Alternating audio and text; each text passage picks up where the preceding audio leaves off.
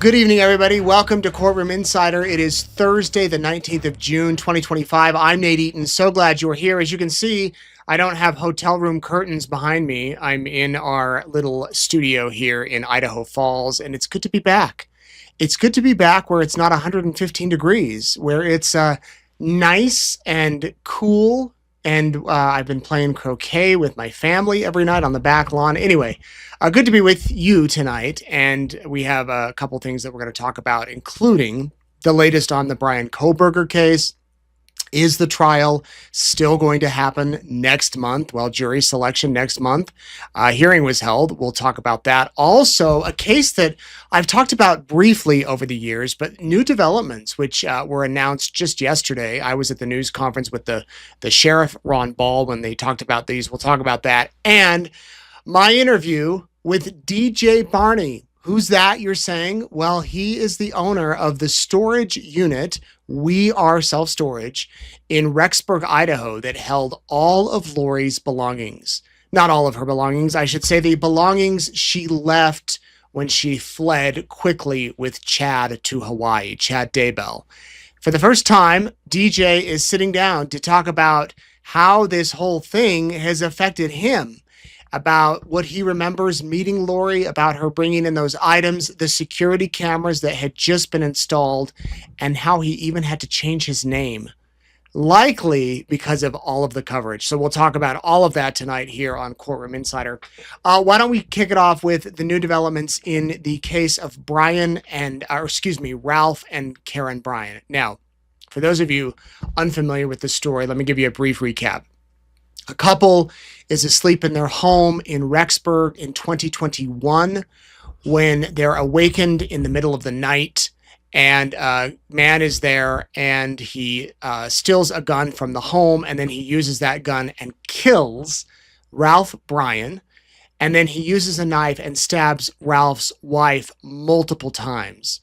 The suspect takes off and is apprehended the next day, and he's 18. Pierre Lake is his name. He confesses to the police during the interview that he did the murder and that he attacked Karen, but that's all he would say. He wouldn't talk about any other person involved, if there were other people involved, and it quickly, not quickly, but relatively quickly, compared to if it went to trial, it was resolved. He pleaded guilty, and he was sentenced 30 years to life in prison. The kid is only 21 now. I mean, he's young. It was just a shocking story and bizarre in a way that this would happen to this couple who did not know Pierre Lake, and the fact that he would come to their home in the middle of the night and kill them.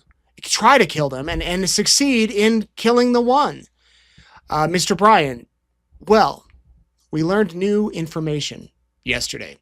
Sheriff Ron Ball, who at the time this happened was a detective with the Rexburg Police Department, also one of the lead investigators on the Daybell case, he held a news conference yesterday and announced some new charges. Here's what he said. On Friday, June 13th, 2025, a Madison County grand jury indicted Ryler Jensen, 28 years of age, and Anthony Dean Wilson, 33 years of age, on charges of conspiracy to murder in the first degree and murder in the first degree in connection with a 2021 homicide of Ralph Bryan. The court has set for both individuals who have been served their indictments at $1 million each. This was a night intrusion into the Bryan residence,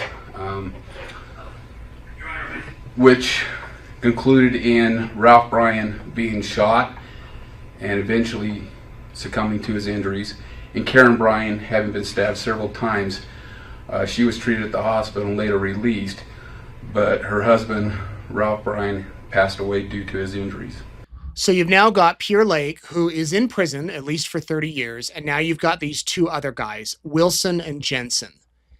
Here is the interesting things that we learned from the indictment, is that Wilson, according to the indictment, instructed Pierre Lake, to kill a person in a home, but apparently he may have gone to the wrong house. The person that he was instructed to kill lived somewhere else. That's how we read the indictment. The name of the person is redacted, so we don't know who it is in the indictment. But Wilson instructed Lake to kill the person between September 1st and September 20th in 2021. Wilson put a, quote, hit out on the person during that time period, and Jensen and Lake both conducted surveillance of a home in Madison County. We don't know which home. Lake drove to or, quote, near the home on September 21st and, quote, entered a mobile home, believing it belonging to so-and-so. So he then went in and committed the crime. Now, what was it? The wrong home? Was it the wrong person? Did they think the person lived in the wrong home? Those are all questions that will come out at trial. These guys, though, that were just announced yesterday, both of them are currently already in local jails. Anthony Dean, or TJ Wilson, he's charged with conspiring to kill a judge and a sheriff. And we reported on this months ago, my colleague Kaylin Hart. You can read her stuff. The other guy, Ryler Jensen, we've reported on for drug crimes, grand theft, things like that. So these guys now are charged with conspiring to commit the murders of Ralph and Karen Bryan. The conspiracy charges with the murders of the attempted murder of the judge versus this couple, those are not connected, we're told. Sheriff Ball said he didn't think that they were connected. But man, what a change of events. I just can't imagine being in your house, sleeping, and a stranger comes in and kills your spouse and then stabs you multiple times, and then you're left. And just such a horrific crime. I actually sat down last year with Karen Bryan. She brought in a lot of members of her family. We did an interview in our other studio, and such a wonderful family. And they've really, this has been so challenging for them to have to go through this. But now with these additional charges, the sheriff says that it's possible there could be more co-conspirators out there, but anyone with information is asked to contact the sheriff's office. So I'll stay on top of that one, let you know what happens there. Now let's move on to Bryan Kohberger, just weeks away from his scheduled trial, and a hearing was held also yesterday. His attorneys are asking the judge to push back the trial. They're saying that they don't have enough time to go through all the discovery, that Dateline affected the case in a major way when they aired a special a few weeks ago and revealed new information that had not been reported before, and that they need more time. So they argued that case yesterday in front of Judge Hippler. Here's a little bit of what his attorney, Ann Taylor, said. We have talked about the discovery issues in this courtroom before, and that in large part brings us to need a continuance. 68 terabytes of information is a huge amount of information. There have been 23 requests for additional discovery over the span of 2.5 years and 7 motions to compel. When I say that this doesn't come as a surprise, that this comes from the record, I would direct the court to look back to May of 2023 and June of 2023 and our second motion to compel. Included in that was what was known as Exhibit A from the defense, and that depicted how we were receiving discovery. So this is not a new issue. This is something that's been coming up for a long time. We were receiving discovery, but it was such that you would get a file that would say hundreds of photographs, hundreds of pages of reports, each having to be looked at individually to know what was there and then organized. This case has also faced unique issues, starting with the media coverage of this high-profile case, non-dissemination orders that were addressed in courts, and then the grand jury materials that we had to fight to get access to before we could properly challenge the grand jury indictment. So that's Ann Taylor, Bryan Kohberger's attorney. The prosecution said, no, we're ready to go. We can't keep pushing it off. They're ready to get this trial underway. The crimes happened years ago, and they're ready to get this taken care of. We have not seen specifics. I did not hear any specifics from counsel just now about these witnesses need to be contacted, these records need to be obtained. And then the court, I think, mentioned at prior hearing we had when this was motion to continue was first raised, that the court would be looking at what admissible evidence the defense needs to obtain and what strategies would actually be used to fruitfully obtain that evidence. And we don't have anything specific that we can respond to about that. So I'm at a bit of a disadvantage, Your Honor, but I think the record that we do have shows that the court can use its discretion to deny this motion to continue. With respect to the media coverage, we acknowledge, as the court has, that will pose challenges for jury selection. The issue, though, is not whether there is a lot of publicity. We know there's going to be a lot of publicity regardless of when this trial happens. As Ms. Taylor said, people will continue to talk about this case. The issue is whether the court, using the procedures it has established, or maybe even modifying them as the court wants to, can seat a panel of impartial jurors. The Supreme Court of Idaho has found that despite widespread publicity, even on the day of jury selection, that is possible. That is possible in this case, despite the challenges. So the defense wants it pushed off. The prosecutor says, no, let's go. The judge didn't officially issue a decision right away, but here's how he ended the open hearing yesterday. All right, I'll take the matter under advisement and get an opinion out in short order. In the meantime, I fully encourage everyone to continue as if the trial is going to take place when it is scheduled for. Again, I reserve the right to write the decision that I come to, but as of now, I would tell you that it's likely you're going to trial on the date indicated. So it sounds like this thing's going to happen. Jury selection is set to begin end of July, or I believe August 3rd. Let me look at my calendar here. August 4th, excuse me. Jury selection is set to begin publicly on August 4th. It's likely potential jurors will receive questionnaires beforehand and that they will go down to the courthouse, or that the prosecution, the defense, and the judge will go through those questionnaires the week before, like how they did in Daybell, and then filter out the people that they don't think can serve and then bring down the people they think can. Jury selection is scheduled for the week of August 4th, and then the following week on the 11th is when opening statements are scheduled to begin. So I will be there for the trial, and we will be streaming it on eastidahonews.com. You can follow all of the developments there. After the open hearing yesterday, they went into a closed hearing on the alternate perpetrator legal defense. If you're not following this case and you want to be up to date, the Idaho Statesmen, our partners there, have been doing a great job. Alex Brzee and Kevin Fixler have been on it since day one. They're going to be there for the trial. They've done some great stuff.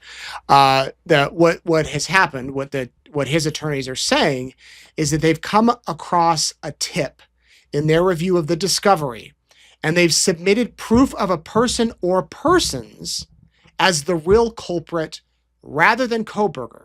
They're using an alternate perpetrator legal defense. They plan to. Legal briefs about this were submitted under seal. The prosecution objected to this. All of this was done under seal and in closed door hearings. So we don't know what the judge said about this yesterday. Did he issue a ruling saying he's going to allow this alternate perpetrator defense in, or did he say no, or did he? We don't know. We don't know what he said. Hippler will also written an order. We're expected that Judge Hippler will issue a written order on that eventually as well. He previously questioned in court whether the defense had met a legal threshold for admissibility of the alternate suspect theory rather than just allegations. Left unaddressed during the public hearing Wednesday was any discussion from Hippler on whether he will appoint a special prosecutor to investigate the presumed gag order violations. Remember, this came about after Dateline aired that show. There was a hearing. The judge suggested that a special prosecutor should be looked into because of the leaks. They said that there was a leak in the case. All this stuff ended up on Dateline, and a gag order is in place on the case. These guys can't talk about it. They're not supposed to talk about it with anybody. The judge, the prosecution, the defense, they want to find out who this leaker is, how Dateline got the information, and we will see if he does appoint a special prosecutor. Last month, Judge Hippler did encourage the defense to submit a formal request to investigate, and a public log of case filing showed sealed briefs that seemed to suggest that the request has been made and that the prosecution then responded. So we will see how Judge Hippler rules on all of those issues, but we'll see if this goes to trial. It's been interesting to talk to people about this case, many of whom say Cobberger is guilty 100%, he did it. And many people have told me they don't think he did it. I'd love to know your thoughts in the comments. Do you think Bryan Kohberger did it? Is he wrongfully accused or is he not? And we will, of course, right now, he is innocent. He is presumed innocent until he is officially convicted, if he is, after the trial, which is expected to last up to 3 months starting in August. Karen Reed, I'm sure you saw the news. I won't spend much time talking about that. I really haven't followed that one, I'll be honest. And I know many of you have. And I know it's created a lot of thoughts since the not guilty verdict came down yesterday. It was a little wild to see all of the people outside of the courthouse cheering. And when I say wild, not because of the verdict, but just because she had so many supporters that were out there that really wanted to be stand by her. They had to escort her out of the courthouse to her car. And I read this morning that they're going to come out with a movie and probably a television series about this. So not guilty verdict in that case. And we'll see what happens with that. Now on to my interview with DJ Barney. So this is the guy that owns, it was called Self Storage Plus. It's now called We Are Self Storage in Rexburg. And he dealt with Lori Vallow. Remember that one of the key pieces of evidence in the Brandon Boudreaux trial that just ended was the tire that was wheeled in and out of the storage unit there in Rexburg, along with the car seat from the Jeep that was taken in and out. The jury was shown that. We showed it to you 5 years ago when DJ called me up and said, hey, I have some footage. Do you want it? And I said, absolutely, and went down. DJ did not want to go on camera at the time. He didn't want to have any involvement in it at the time, but now he's ready to talk. Sat down with him and one of his colleagues, Carly, who still deals with the public, asking about this case. We sat down in one of their buildings there at the storage unit facility, and here's how that interview went. We are here today at We Are Self Storage in Rexburg, formerly known as Self Storage Plus. DJ Barney, Carly Hobbs. DJ owns the place. We have Cato and Bandit, the two dogs that have been seen around the world now. So these guys, DJ owns the storage facility here, and he is the one who had the key piece of evidence in the last Lori Vallow Daybell trial, the video of Alex and Lori visiting with the tires and the car seats. And now you're breaking your silence, we could say, DJ. At least publicly. Publicly, right. Why don't we go back to 2019 October. Do you remember when Lori came in here? Yes. You do? What do you remember? At the time, my office manager, Sandy, was working here, and Sandy has an infatuation with Hawaii. Always has. It's her favorite place in the world. So when Lori came in and she had a Hawaiian driver's license, that sparked a conversation, just like any common connection or anything. And they talked about Hawaii. They talked about Hawaii and islands and, stuff for a minute that just made it a little more personal, which we do with a lot of our customers, And so I remember that. And as the other caveat, as far as me remembering it, I was just the guy that was going very high maintenance. To me, that's what's said in my mind, with, you could tell I Lori was just seemed like, high maintenance. yeah, it's like, I don't want to pay that monthly bill. You know what I mean? Just kind of a, I've never, but that's what stuck in my mind, just, Right. just weird thing, whether that, that's what stuck in my mind, but it was the Hawaii driver's license that sparked it, that turned it into a 15-minute interaction rather than a 5-minute interaction. She was very talkative then. Yes. Very willing to nice. talk. And, they talked about, islands and, which island they'd been on and there and, stuff like that, which I was kind of just doing my own thing. But So she signed the contract, Lori Ryan, yes. And, not Vallow. and to us, it was always Lori. That was the only thing it was. And that I do remember that she used her sister as an alternate contact. Okay. Because Summer. we collect alternate contacts, kind of a thing. And but we didn't know who that was or any time. We just punch it in the computer. Just a daily task. So this is And, October. When did you realize the woman on the news rented a storage unit from me. When did you put that together? Probably, I had watched I'd started to see a little bit of the footage, like the poster, Of the type, missing kids. And then did you see the poster of Lori and Chad? I may or may not have. But that didn't I click. didn't. No, it didn't click. It didn't click until after I had been served a search warrant. Because in the search warrant, that's an interesting story as it is, but I'm trying to read it and speed. What is this? Because they're still your customers, so you sometimes it's like, well, what are they in trouble for?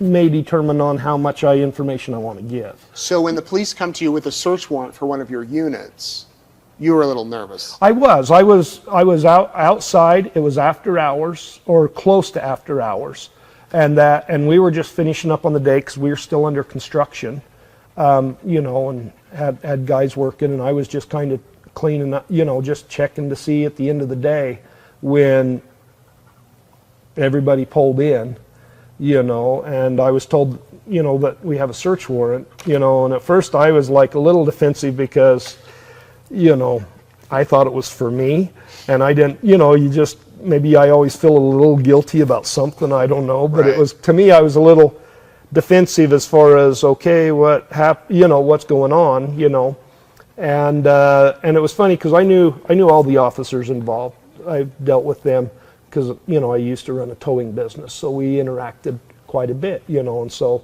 like Chuck Considus, I remember him when he was a patrolman. Mm-hmm. I used to fix his seats because he was so big he would bust the car seats in all the cop cars, and all the other cops would just like, don't let Chuck drive my car, because he'd break the seat. Right. But so I knew these people, and once they kind of seen that I was defensive, they were like, no, this is for a unit, not Right. you, kind of a thing. And then, I read it and I was a little like, okay, well, I don't want you breaking into my unit. I'll cut the lock off. And then what are we going to do as far as putting a lock on? So the customer supplies their own lock. Yeah, we sell a lock to you when you rent the unit. So Lori would have had the key to the lock. Lori would have had all the keys to the lock when she left here. Whatever she did with them is, Right. from So, that but you, in order to get that open for the cops, you had to go cut We it. cut it off, and I told the cops I wanted to do it because You wanted to have to preserve be the unit, yeah. you don't want to destroy, you don't want to scratch up your building and stuff. And they were all fine. They actually reimbursed me for that. They bought a new lock, at the end of the day, and they took those keys with them.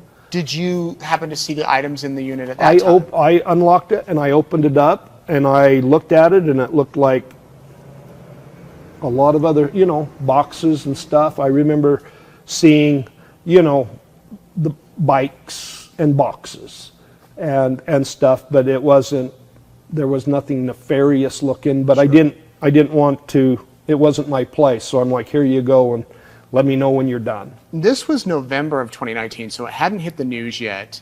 And you kind of knew before everybody else in a way, because we didn't find out about this till December. Yeah, and it was after the search warrant that when I started, because in the search warrant, you got JV and, everything was TR, initials. Tylee, Right. So I didn't put it together until I talked to my brother, and he says, well, send me a copy of the search warrant, because my brother's an attorney. And then as the news started coming, and then I realized, oh, this is that, so then you just was waiting to see how it unfolded, because I didn't have any inside info, it's just, we have the unit here. And the police told me that, hey, we got everything, and I told them, they obviously says, hey, if anybody shows up, watch this unit, Right. type of a thing, and nothing ever happened. And it wasn't until later that when the credit card quit going through, and because at the time of the search warrant, they were a paying customer. Their card was on auto pay, and I think it paid for one more month, And then it if got I remember declined. right, and then it started coming back declined, and we'd reached out to to there. It's like, okay, well, as long as we're getting paid, we don't care, but what do we do with the unit, kind of a thing. And at one time I was nervous about the search warrant because it had the unit number on it. And as the case developed, I was a little nervous. Once it wasn't getting paid for, we could have either auctioned the unit, which I did not want to do because that would have created more, there. And I talked to them, and I asked them if I could move it. And they says yes. And that's when I moved it from a 10 by 10 unit to a smaller 5 by 5 unit, because I didn't want that unit number, through the search warrant coming out and then people going to that unit. So we left it unlocked. So, I just felt better that, hey, this stuff is protected In another unit. in another unit that nobody knew about other than me. And I told the law enforcement what unit it was going to be in. Right. But I had, I walked out there, just moved it, wrote it down in a seat, kind of like this one, made it in the computer where it was like nobody could ever figure it out. Did But, you all try to get a hold of Lori to say your card's being declined? We did, and we had no contact. I think her sister answered once, All right. if I remember, but I wasn't making those phone calls. All right. It was just, day-to-day business, hey, call the people and see. But at the time, we were waiting to see what was going to happen. But once that card got turned off for some reason or maxed out, it just died. So you start to follow the story. It's February. I think I'd only been home from Hawaii 2 or 3 days when you reached out to us. Yes, because I'd watched that footage, and that really kind of got me. It's like, because our cameras were brand new. You had just gotten security cameras installed. Yeah, if you went back from the first date that we seen Lori in the unit, and you go back like a week and a half, 2 weeks, our footage was the sky. Because, they install the camera and then they come back and adjust them all because they were that new. So had Lori had they done this 2 or 3 weeks earlier, there would have been no footage. There would have been no footage. Wow. And interesting, especially the footage that was played in court, you see dogs running around. Yeah, the dogs are here. You see my kid that's driving the four-wheeler. Yeah. And I'm actually, one of the interesting things is I'm walking through the parking lot as Lori's leaving. That happens all the day. You don't think that, hey, I have a serial killer here. Right. I have, there's the most nefarious thing going on. Right. You just go on with your daily business because you have a list of things that needs to be done. Right. I remember coming, you reached out, I said, I'll be there in the morning. We came up, and you had this list that Carly's holding that you had gone through. Yes. So what is this list? I still have a picture of it on my It's phone. very illegible, But it makes sense. So once I talked to you, because I was trying to, at first, I always had the video on 10-1, because that's easy. You look at the lease, you see what time, you go to the camera at that time. That was easy footage to find. Mm-hmm. And there was nothing there, so we didn't know. With the amount of stuff that was in the unit, we thought, well, maybe she put it all in once and never come back to the unit. We don't have anything, at the time, we didn't have anything that logs customers in or out. But after I talked to you, I'd started doing some searching and seeing some things, because I'd called our camera people and they'd come up and show me how to do a line detection search where I can draw a line on the screen and then the computer will search for everything that crossed that line over a period of time. And and once I knew that there was a little more interest, you were I'll be there in the morning, and you could tell by the sound of your voice you were like, hey, this is Right. This is like the guy that caught Watergate or something. I don't know. I know, that was a big scoop. But to me, it gave me the little bit of ambition to take the rest of my day and all through the night going through these searches and finding, and like, there they are. And all I did was do the start and the finish, because this list isn't very inclusive. There was a lot more work than that. But it's like, this is when they entered the property and when they left. And we didn't still have all the videos that, going from camera to camera. I was just looking for when they, when I seen them in the unit, and then back up to see when they entered the property and then when they left the property. And that's what this list was. And then later on, we went through and had to follow every little camera because everything is a segment. Right. And this is so helpful, though. So October 1, Lori's by herself in her car. She's here for about 9 minutes. October 2, she comes with a man in a car here for like 4 minutes. So DJ went through and listed all of the visits, including one visit on the day of Tammy Daybell's funeral from a man who was Alex, most likely. And then 2 men back on the 28th of October, when they dropped off the bike. 2 men meaning Alex and Chad. And that was an interesting one because that's the first time I realized that these guys were, I wasn't going over this video. I was just writing it down. That when there was 2 guys, I was like, oh, so these aren't the same guys. The same guy coming That's with why him. everything says male, because I wasn't like, short, fat guy, tall, skinny guy, Right. I wasn't looking for that. And when I seen the 2 males, that's the first time it's like, okay, now I have 3 people. Because I just wasn't analyzing. Sure. The last time they came, Lori with Chad, the 24th of November for about 4 minutes in the afternoon, and then 3 days later the cops come. Yep. And then they search it with the search warrant. So this was a critical piece of information. So Carly, let me bring you into the conversation. You've been here 4 years now, and what do you have people coming here saying? Is this the storage unit that Lori Vallow had? I think we're still known around Rexburg to be that storage unit. Yeah. There's quite a few people that know that it's us, and I mean, people still talk about her quite a bit. So. Yeah. What do the customers ask about? They do ask like what was in the unit and stuff like that, but they more so, how was she, or did she see, like, did you kind of think she was a little off, or anything like that, really? You mentioned the stuff in the unit. What happened with that stuff, DJ? Okay, originally I had moved it, and then and law enforcement at the time had basically released it to us, like, you do your thing, and I'm like, I'm just going to put everything on hold because I'm not going to sell it. But normally, if someone abandoned their property, you legally can sell it. We after could have a listed certain in amount the of days. paper, and and we could auction it off, Yeah. which we hate to do for anybody. Right. I mean, auctioning is our, we try to, we'll Facebook stalk you and track you down before we sell your stuff. Yeah.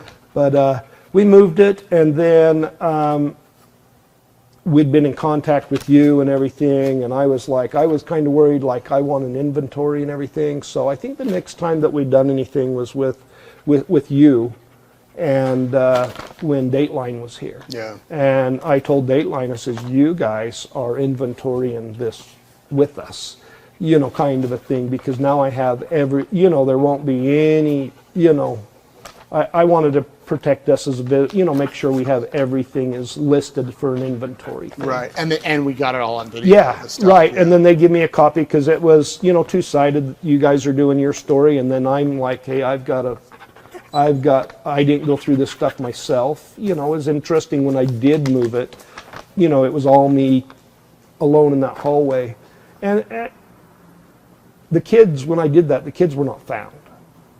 Kind of a thing. So he is hoping, they were at a ranch somewhere, or, something like that. But I still, looking back, it was kind of a dark, you just had that sixth sense or whatever that this is not right, Yeah.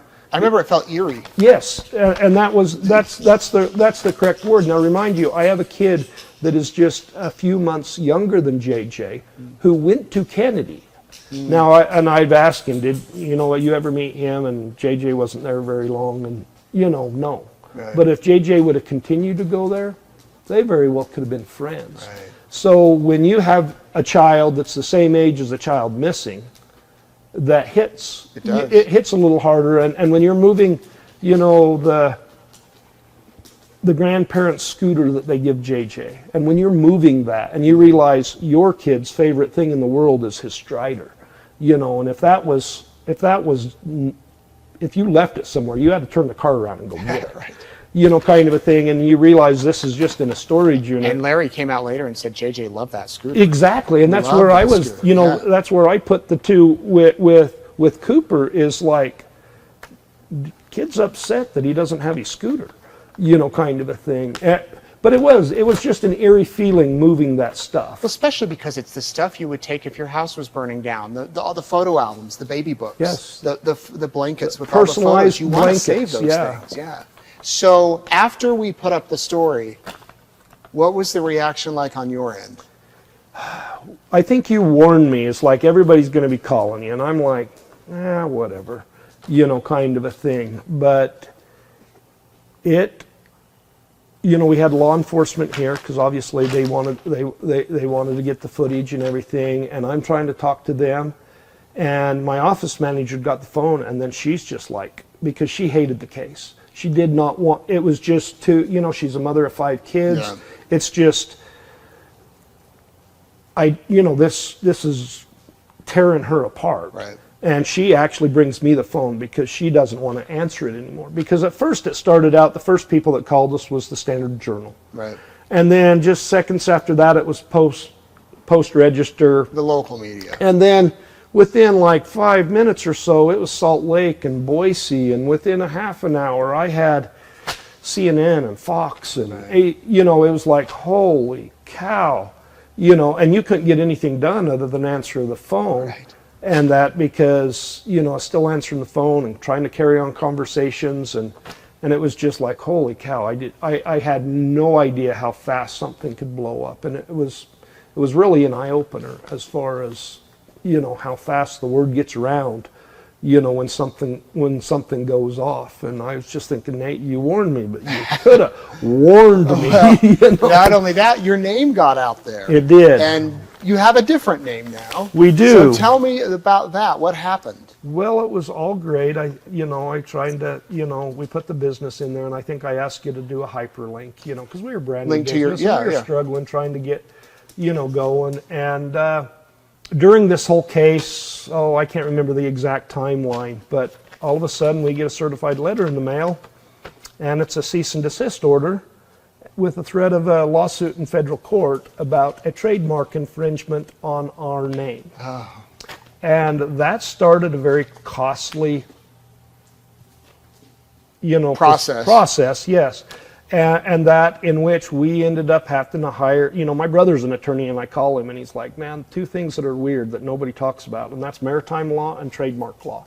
You either do it or you don't, because any attorney, and he's like, I'm not, but I'll find one. And he found us a trademark attorney out of Salt Lake, and retainers and expenses, and, we're like putting retainers on credit cards because it was just not a good time for us because we were in the middle of construction and would put And you're brand new. everything in, and our business wasn't that old, but we're still trying to expand, and we didn't see this coming. Usually when I'm in trouble, I'm like, I can see it coming, but this was just smack right in the face.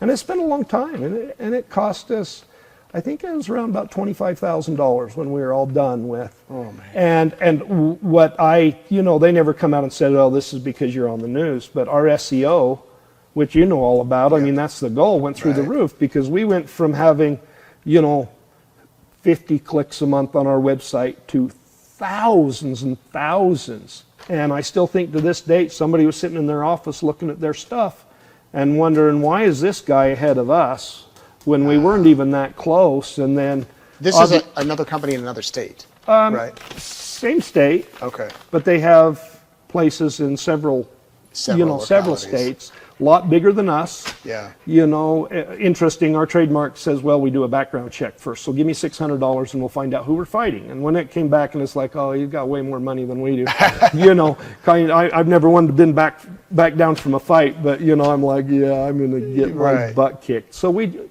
went back and forth and negotiated. It never did end up in court, but we knew we had to do there, and we came with our new name. How'd you come up with it?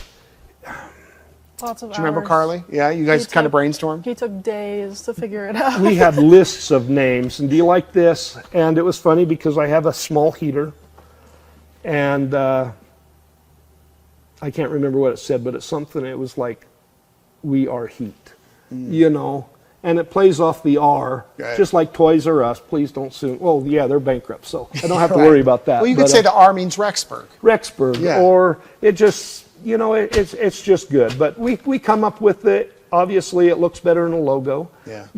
And we've liked the change, but it would have been nice to do it on our own doing. Right. Yeah. But anyway, it happened. But I still contribute that to this case because I don't think we would have ever been. No one would have ever known. Would have ever been big enough, and it would just been under the radar. And we never did it nefarious. I learned a lot about trademark law, stuff and service marks and stuff that was like, Right. and I'm not really happy I learned all that, but Well, now you have knowledge. Yeah. What did you think the day the kids were found? Do you remember that day? I was sad. That you just had a lump in your heart, and you just was like, you just lost hope. You know what I mean? It was over. And that's what really, when I started to disconnect from the case, because, it was just that sad. Right. It was, and our footage never really played a huge part. I mean, I got subpoenaed for Boise, for the trial in Boise, and everything would get stipulated. I signed tons of affidavits, worked with law enforcement any way we could, but I never felt like we had the big piece of the pie. We just had stuff that looked weird. But locally, for our customers, we got a lot of feedback, because I have people that I know that are in Chad and Tammy's ward, and there were still people that were defending Chad. And I think when the hand smack, on her behind, people have told me that made a difference. That's when they quit like, oh, this is blown out of proportion. That's when they're like, yeah, that's Right. It was that caught on the changed camera. a lot of people's, just like, okay, something's not right. Yeah. But other than that, it was like, we have weird stuff, it's weird things going on, that don't make sense. Not all our customers do this, but it never got put together until, never played a huge part until this last trial. Yeah, I wondered if you were going to show up in Arizona to testify. I think that I had signed affidavits for there. We'd had phone calls. Most everything I did was through the Rexburg Police Department. Yeah. And I think by this time, the Rexburg Police Department had this sealed down and was working with everybody. Yeah. And the fact that she was talking about Hawaii, my only interaction, we didn't, it was our video cameras that were playing the part, because we never had an interaction with anybody that was, business or anything, from the day she signed her lease. You said you kind of disconnected from the case. Did you end up following the trials at all? Well, I was under, once I got subpoenaed, you couldn't. I couldn't. Yeah. And so I was really trying to keep that, but it was really hard when people kept calling me and say, hey, your storage units are on the news and everything, because as a business owner, and this is something that has changed me, and I still follow, East Idaho News is where I go for my news, kind of a thing. I don't always read the CNN articles, but, We hear that a lot. But when people are calling you, you always worry about your business. It's like, hey, we don't want to be the bad guy. We don't want to think we did something wrong. We don't want, any of that.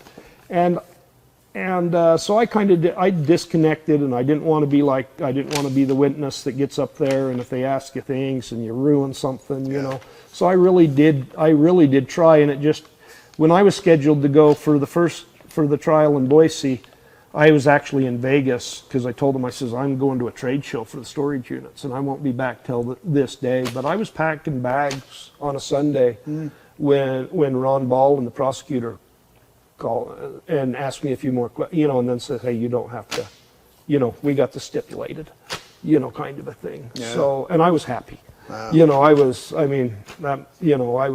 happy, kind of a thing. So, Well, But it's yeah. a good thing that you had your cameras going. It's a good thing that you had those key pivotal moments. Oh, and we have learned about cameras, because at the time I think we had 16 or 17. I now have 92. Wow. And not only that, I am currently running 145 terabytes of video and audio storage. We have a camera that will read your license plate number. Wow. So to me, I have realized, have we caught any serial killers since? No.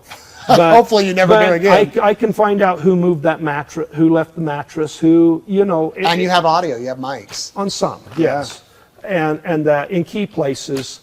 And we use our cameras, and she can attest to that. We're always like, I need you to check the cameras. Whether it's who left a box of junk, or who did this, or, who maybe hit our building. Yeah. And we see some interesting things, I bet. on our cameras and that. But plus we monitor them.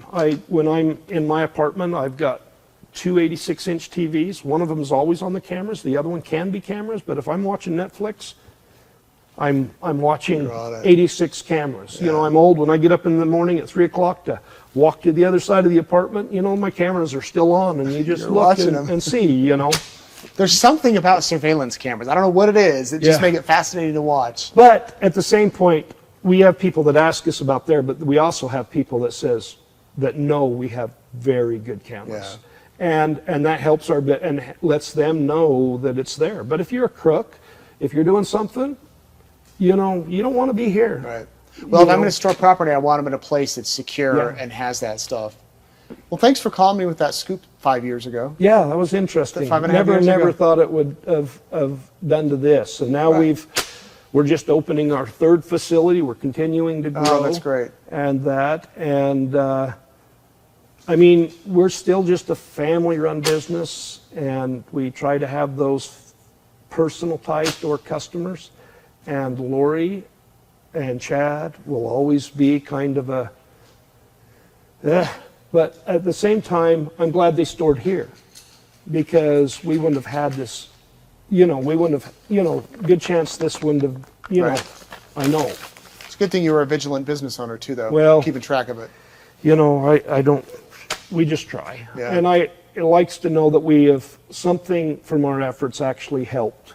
You know, Kay had a very interesting slogan and a t-shirt she was wearing.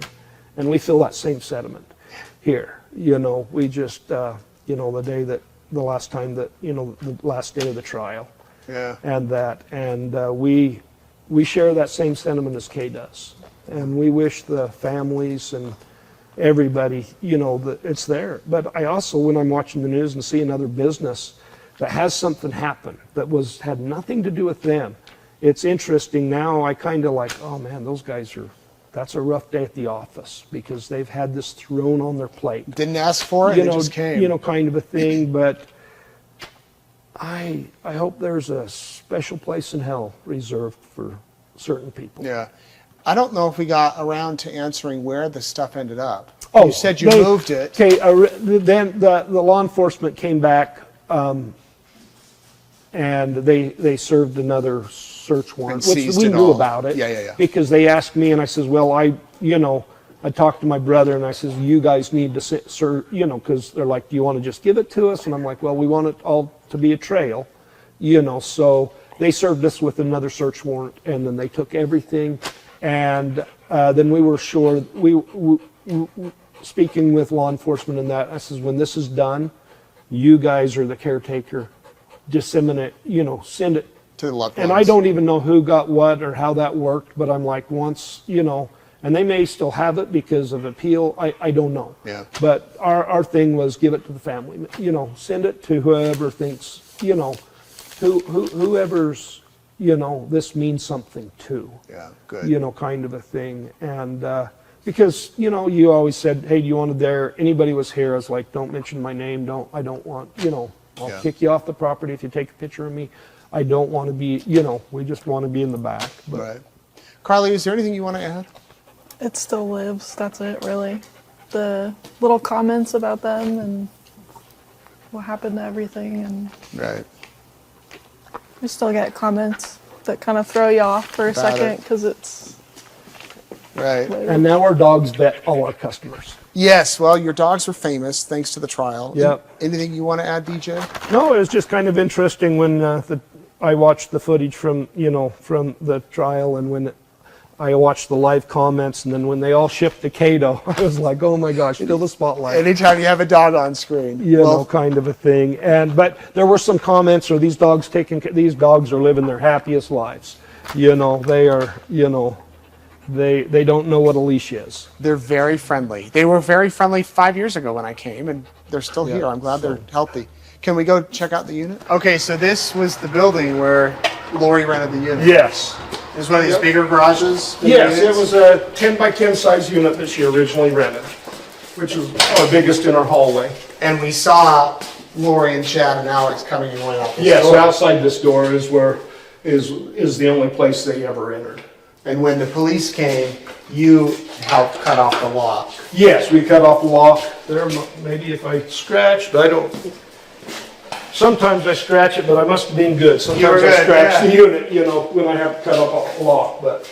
And then they just closed it up and left everything in Yep. here. And then when we came, you had moved it to a smaller Yes, I spot. moved it to a 5x5, which is our smallest unit, Yeah. you know, kind of a thing. And at first we thought, you know, they never finished moving in, you know, because why would you have that big of a unit for that small of a stuff? But then it was same thing, all the stuff that was going on, you know, and then I think their plans changed Yeah. at the last minute and they wanted to get out of town. It still feels a little creepy to be here. I don't know why. But you know that they were walking in and out of that door. Well, we have people say, this isn't the hallway, this isn't the unit, right, you know, kind of a thing. And we have to affirm them that there was nothing ever, Right. you know, nobody was ever in here, you know, but we still have the people, you know, and we did have one person that when stuff came out on the news or something, you know, we actually had to move them from one building to another because They requested it. they just, I have to. Yeah. You know, kind of a thing. But everybody deals with stuff on their own way. Yeah. We're kind of past that now. I've got, how many hallways do we have? I don't know. 18 of these hallways. And they all, without the numbers, you know, Yeah. they all look alike, you know, kind of a thing. So, Yeah. but yeah, you know, it's just one of those things that happened and I'm glad that it's no longer a mystery. Yeah. Thank you, DJ. Thanks, Thank man. you, Carly. Yeah, I can tell you, it really was eerie being in there.